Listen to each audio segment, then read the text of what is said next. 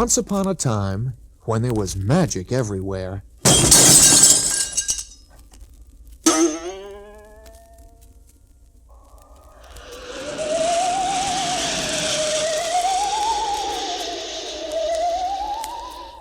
there lived a mother pig and her 3 little pigs in a comfortable old-fashioned farmyard.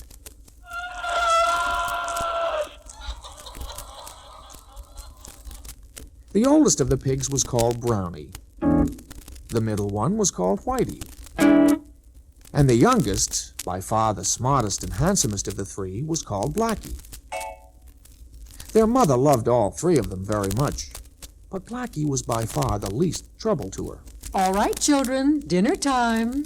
And every day it was the same story. Brownie, how dare you come to the dinner trough covered with mud? I'm not really covered, Mother. There's hardly any mud at all on my nose. Whitey, you're eating too fast. Oh, don't gulp your food. What'd you say, Mother? And that was the way it went. Brownie spent all of his time wallowing in mud, and Whitey spent all of his time either eating or thinking about eating. Brownie? Brownie! Can you speak a little louder? I got mud in my ears. Wouldn't it be wonderful if the whole world was made of cabbages? I like the world the way it is, full of mud. Oh, children, someday you'll be sorry you didn't develop good habits when you were piglets. Her 2 older children paid no attention, but went on rolling in the mud or thinking about things to eat, depending upon which pig you're speaking of. Finally, the day came when their mother called her 3 children to her and said, My sons, it's time for you to go out in the world. No, not so fast. The world is a very dangerous place. And she warned them about foxes and wolves. I'm not afraid. Neither am I. I'm not afraid, but I am a bit worried. How do we protect ourselves against foxes and wolves? You build yourselves a stout house where you'll be safe. Now, I've saved enough for each of you to have whatever kind of house he wants. Brownie, you're the oldest. What kind of house would you like to have? I'd like to have all 4 walls and the roof and the floor to be made of mud. Brownie's mother was disappointed in his choice, but she'd given her word, so she went on to Whitey. I want the walls to be made of turnips and the roof and the floor to be made of cabbages. Even more disappointed, his mother turned at last to Blackie. I'd like a house of brick, please, Mother. It'll be warm in the winter and cool in the summer and safe all year round. His mother was quite pleased with Blackie's answer, and she ordered the 3 houses to be built right away. But on the morning when the pigs were to leave their home, she warned them. Now, children, there is a rumor that there's a wolf in the neighborhood, so you must promise me not to let any strangers into your new houses, no matter what excuses they may give you. We promise, Mommy. Mother. Goodbye. Brownie was delighted with his house, and in no time at all he had the floor looking like a gigantic mud pie. One day, as he was happily wallowing, Oh, boy, what mud. Oh, what muddy, mud. Oh, boy.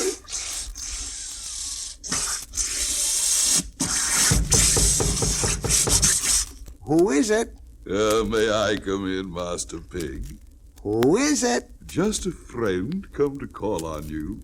Won't you let me see your new house? No, you must be the wolf, and our mother warned us about you. Well, if you won't open the door, I'll huff and I'll puff and I'll blow your house down.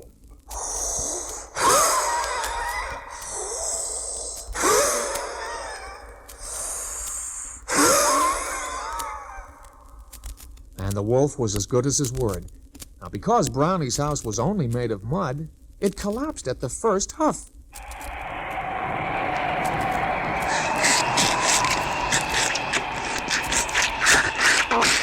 And the wolf threw Brownie over his shoulder. Let me go, Mr. Wolf. Let me go. Let me go. Oh! And carried him off to his den, where he locked him up.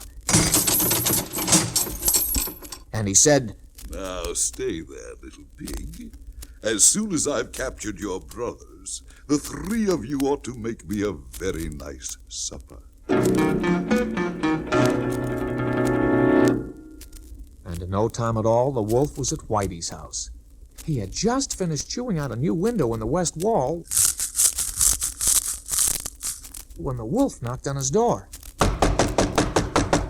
Who's there?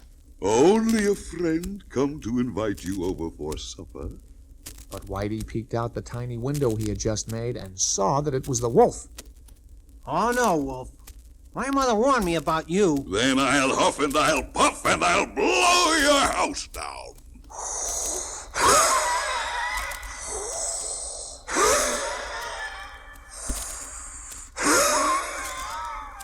And because Whitey was so greedy that he'd almost eaten the walls right through, his house fell down at the first huff.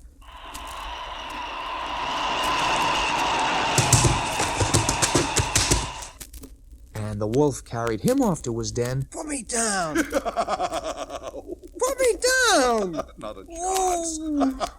And chained him up right next to his brother. Well, there are the first two courses of my dinner. Now for dessert.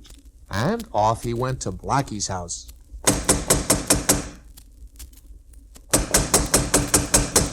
Who's there? The little old lady from the house next door. I've come to borrow a cup of sugar. There is no house next door. You must be the wolf, and I won't let you in. Then I'll huff and I'll puff and I'll blow your house down. Not by the hair on my chinny chin chin.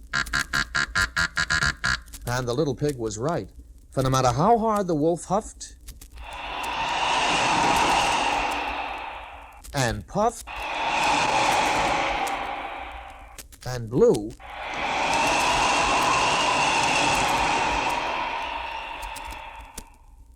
he couldn't budge the little brick house. And he slunk off at last, out of breath and out of sorts. Bah! I'll get him yet. The next day, Blackie had to go to town to do some marketing and buy a kettle. As he was walking home, he heard footsteps stealthily creeping along behind him. By the time he had reached the top of the hill and could see his little house lying at the bottom, he was sure it was the wolf. So he jumped into the pot and rolled all the way down the hill until he came smack up against the door of his house. Then he ran into the house and bolted the door, taking the kettle with him. And in a moment he could hear the wolf prowling around outside. Don't tire yourself out, Mr. Wolf. There's no way you can get in. Don't be too sure. Let's see. I've locked the door and barred all the windows.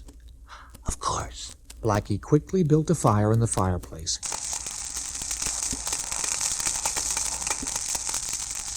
Filled the kettle with water and hung it over the fire.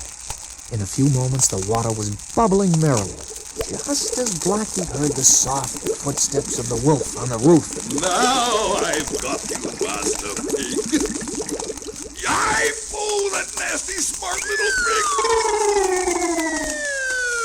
The wolf had dived down the chimney right into the pot of boiling water.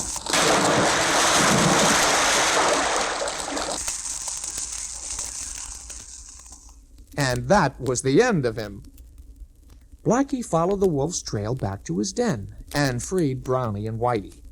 Brownie promised to give up rolling in the mud, and Whitey promised never to be greedy again. And they never forgot how very nearly their faults had come to costing them their lives. And in Blackie's brick house, all three lived happily ever after.